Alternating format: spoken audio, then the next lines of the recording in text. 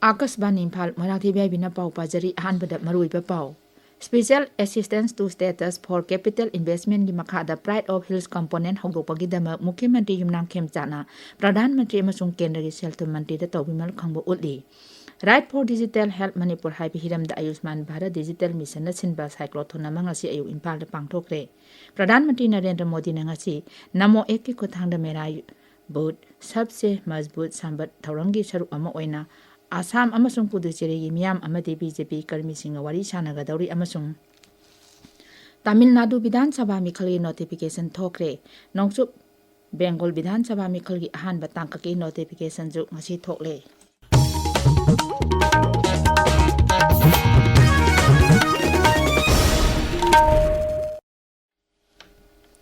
Special Assistance to Status for Capital Investment sa sigi makhada senba sahi lising ani kuntaruk kuntaret ki oina Pride of Hills Component hogdopagidama Mukhi Mantri Yumnamthem Chana Pradhan Mantri Narendra Modi amasung Sel-thum Mantri Nirmala Sitharaman da tawbimal khangba utli. Thaurang asigi makhada Manipur gi damak lupa koti lising ani chamri pirakpagidama Mukhi Mantri na Pradhan Mantri amasung Sel-thum Mantri bu thagatpa phangdokli. Warol amada siri kemjan hai Pride of Hills ki thoksil makhada kumja lising ani kuntaruk kuntaret ki oina pirakliba senpham asina chawkhat thorang gi thaboksing da chawna mateng panglagani masagi revenue marang kaidaba awang nopok raija singi damak akhana na paikaliba thoksil asi yamna phaba thoksil lamani hairaduna raija sigi miyang gi aningba apamba wakhalon sing thabakta onthokpagi damak matam chana miyang changbirakpagi damak so Mukhi Mantri na nungaiba phongdokli. Senba sahi lising ani kuntaruk kuntaret ki oina sasigi makhada Pride of Hills kauba nova component ama kendagi Sel-thum Mantralay na haudoktuna chingi raija singda ahenba phan piriba sigi damak Meghalaya gi Mukhi Mantri Konrad Sangmana Pradhan Mantri amasung Sel-thum Mantri bu thagatli.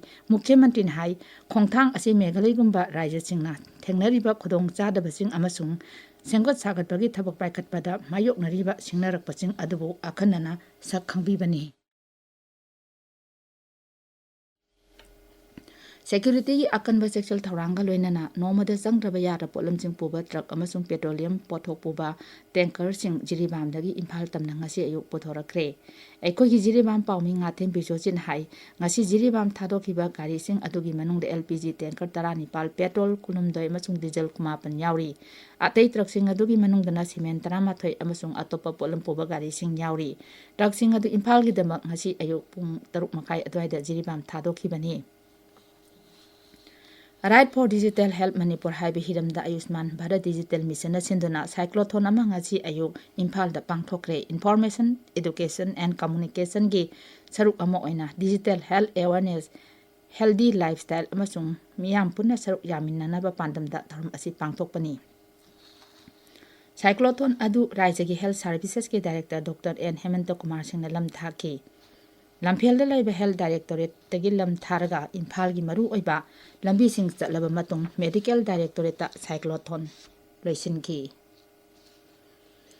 Sahi lising ani chatukun manga suba Mahabir Jayanti ngasi pangthokli. Nimit asiga mari lenana Jain Vikas Mandal na sinduna Imphal da Mahabir Jayanti Ratha Jatra pangthokhi. Ratha Jatra asi Sri Digambar Jain Mandir Pongna Bazar daki ayuk pun 9 makai da horaga Ima Kaithel Thangal Bazar MG Avenue Marwari Dharmasala phawa chatlaba matung Jain Mandir da amu halaki. Imphal gi Pongna Bazar leba Sri Jain Mandir da Sri Digambar Jain Samaj Imphal na sinba Bhagwan Mahabir gi janam kalnayak mahotsav ka Mukhi Mantri Yumnamthem Singh saruk yaki. Social media da thagatpa warol amada Mukhi Mantri hai dharma gi senglaba sabha jatra hodok japa phangba simha ki oinadi yamna laibok phabani. Bhagavan Mahabir janam kalnayak mahotsav asigi yenglaga Sri Digambar Jain Samaj gi makhada leba dukan sing asi thong loli. Bhagavan Mahabir gi mapok numit Mahabir Jayanti na lakpada Mukhi Mantri Yumnamthem Singh na miyamda maru aina Jain kanglup singda yaipa paujal piri. Paujal amada mahakna hai Bhagavan Mahabir gi punsi amasung mahakna takpi tambirambasing aduna miyoiba jati gi lamjing maira oiri. Ahimsa achumba apamba mihoba leitaba haibana chingba mahaki poktaksing asina raija asigi jati kangnungsing amata oina nungsi chanana santi oina leiminanaba honabada lamjingba oirasinu hairi tabiriba pawase Akashbani Imphal dagini.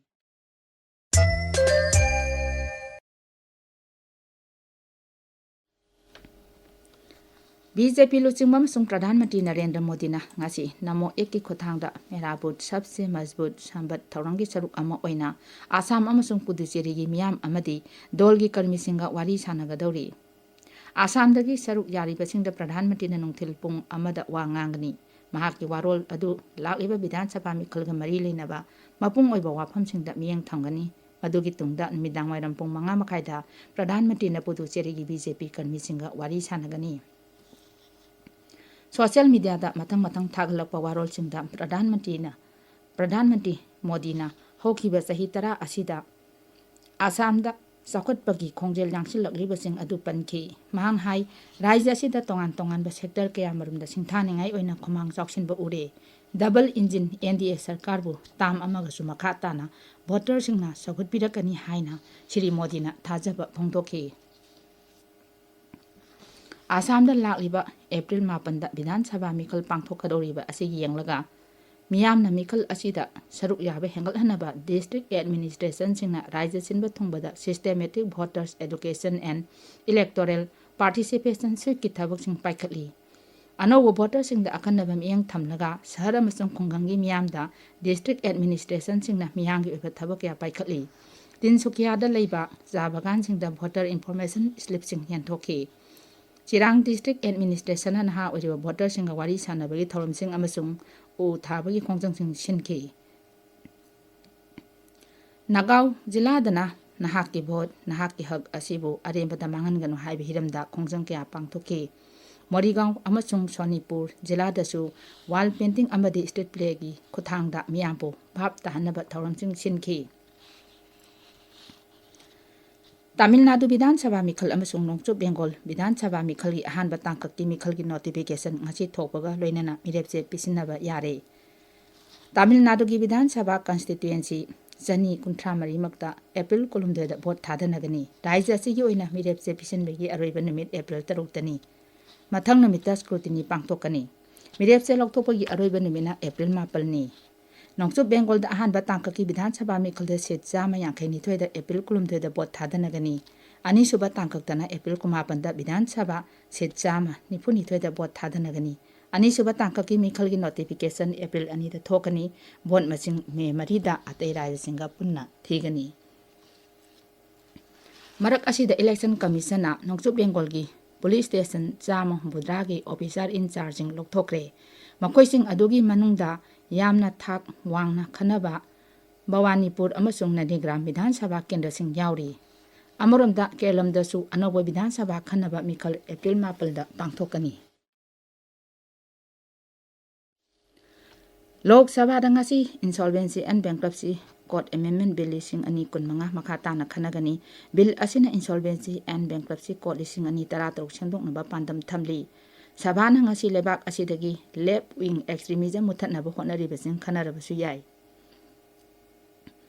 Rajya Sabha dana Central Armed Police Forces General Administration Bill lising ani kuntaru khanadana pass tawraba yai. LPG ton lising maudramari puba Bharat ki tanker anisu lan nanglaba Strait of Hormuz lan thokre. Aroibada maruiba pau amo.